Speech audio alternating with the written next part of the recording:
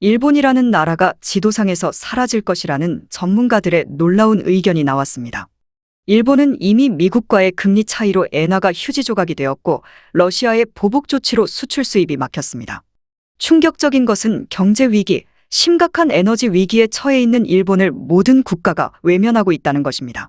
절망의 눈물을 흘리고 있는 일본은 결국 한국에 무릎 꿇고 역사적 과오를 반성하며 도움을 요청할 것이라는 전문가의 전망이 나오고 있습니다.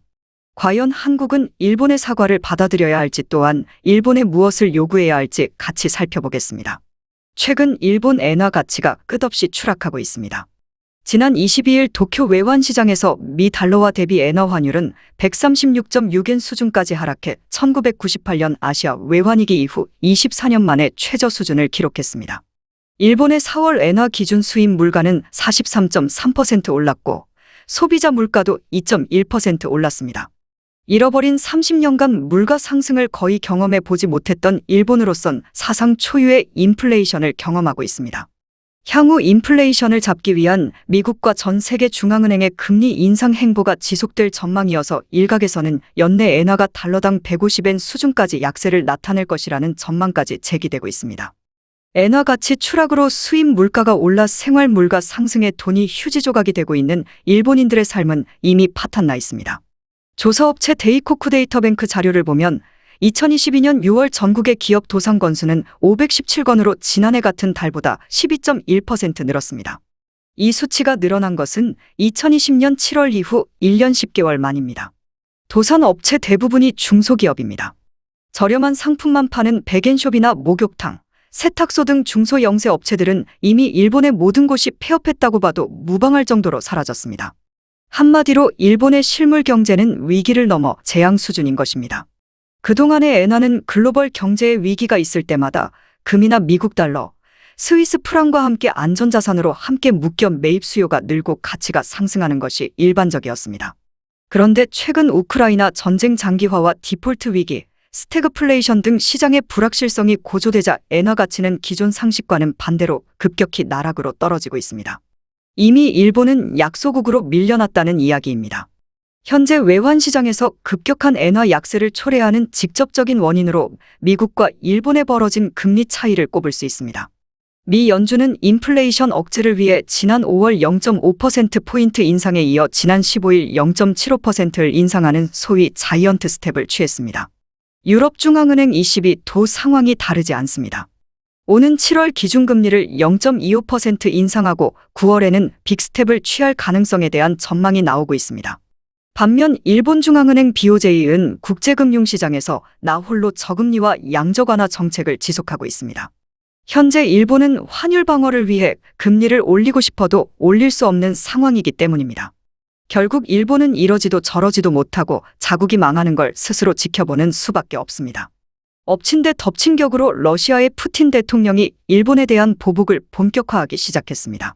일본은 러시아의 우크라이나 침공 당시 푸틴 등 러시아 주요 인물들에 대한 자산을 동결시켰고 일부 품목의 수출입, 러시아산 석탄 수입을 금지시켰으며 러시아 외교관을 추방시킴으로써 러시아 제재에 앞장섰기 때문입니다. 이에 푸틴은 러시아 극동 지방의 석유와 천연가스를 러시아와 공동으로 개발하는 사할린2 사업을 러시아의 새로운 법인 기업에 넘기기로 결정했습니다. 러시아 하원에너지위원회 파벨 자발리 위원장은 일본은 미국 등 서방과 함께 러시아에 경제 제재를 가했고 우리는 손실을 봤다. 그러나 일본은 동시에 사할린2 프로젝트에 참여하며 생산 자원 등을 모두 챙기고 있다. 이어 일본 기업에 제재를 가할 것이다. 라며 확실하게 선포했습니다. 이는 일본의 LNG 수입을 금지하기 위한 발판이라고 볼 수 있는데요.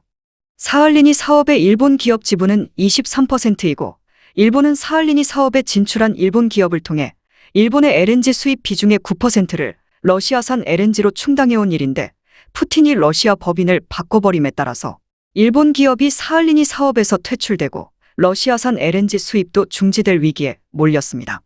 안 그래도 러시아의 우크라이나 침공 때문에 에너지 자원 값이 오르는 시국에 일본의 전기 및 가스 요금 인상이 불가피해질 것입니다. 또한 러시아는 이참에 일본이라는 나라를 지도에서 없애버려리고 일본과의 평화조약과 공동경제활동 논의도 중단하고 일본 어선의 조업도 금지하는 등 아예 일본의 숨통을 틀어막고 있습니다. 기시다 후미오 일본 총리는 곧바로 LNG 수입이 중단되진 않을 것이다 라며 사업자와 의사소통에 대응을 생각해야 한다 며 어떻게든 러시아의 심기를 건드리지 않으며 쫓겨나지 않으려는 모습을 보이고 있습니다. 에너지 수입이 금지되면서 일본 멸망의 전조 현상이 서서히 드러나고 있습니다. 일본은 현재 심각한 전력난에 봉착해 있는데요. 심각한 폭염이 지속되면서 전력 수요는 증가했지만 이를 감당할 여력이 없기 때문입니다. 일본은 에너지를 수입에 의존하고 있고 일본의 화력발전소 시설이 너무 노후화되었기 때문에 마땅한 대처 방안이 없습니다. 그뿐만 아니라 올해 장마가 예상보다 일찍 끝나면서 수력발전소 가동도 타격을 입었습니다. 특히 고치현 사우라 댐의 수위는 평년의 절반 수준에 불과합니다. 그리고 에너지 요금은 가파르게 상승하고 있습니다. 이에 대한 일본의 대책은 아무것도 하지 않고 TV 시청을 자제하라는 실효성 없는 절전 대책만 내놓고 있습니다. 이에 일본 정부는 전력난 해소를 위해 원자력 발전소를 최대한 활용하겠다고 밝혔습니다. 일본은 지난 2011년 동일본 대지진으로 인해 후쿠시마 제1원전 사고가 발생한 후 원전 전력 비중이 크게 줄였는데요. 당장 에너지가 없다 보니 원전 사고에 대한 것은 신경 쓰지 않겠다라며 자포자기하는 모습입니다. 전문가들은 더 이상 버틸 수 없는 일본이 결국에는 한국에 고개 숙여 역사적 과오를 사과하고 도움을 요청할 것으로 전망하고 있습니다. 또한 일본은 대한민국의 도움을 요청하며 대한민국이 하는 어떠한 요구도 거절하지 못할 것이라고 덧붙였습니다. 반면에 한국은 기쁜 소식이 있습니다. 한국조선해양이 러시아 발주 LNG선의 계약을 해지 후 가격 높여 재수주하였습니다. 러시아는 한국의 세계 최고의 기술력을 신뢰하여 한국이 원하는 대로 계약 조건을 바꾸어 준 것입니다. 러시아가 일본을 대하는 태도와는 상반된 모습입니다. 한국조선해양이 지난해 러시아 선사가 발주해 계약한 2건의 액화천연가스 LNG 선박 건조에 6,196억 원 계약을 해지하고 9,423억 원으로 3,227억 원 선가를 높여 새 선주와 재계약했다. 이로써 한국은 가만히 앉아 3,227억 원의 추가 수익을 얻게 되었습니다.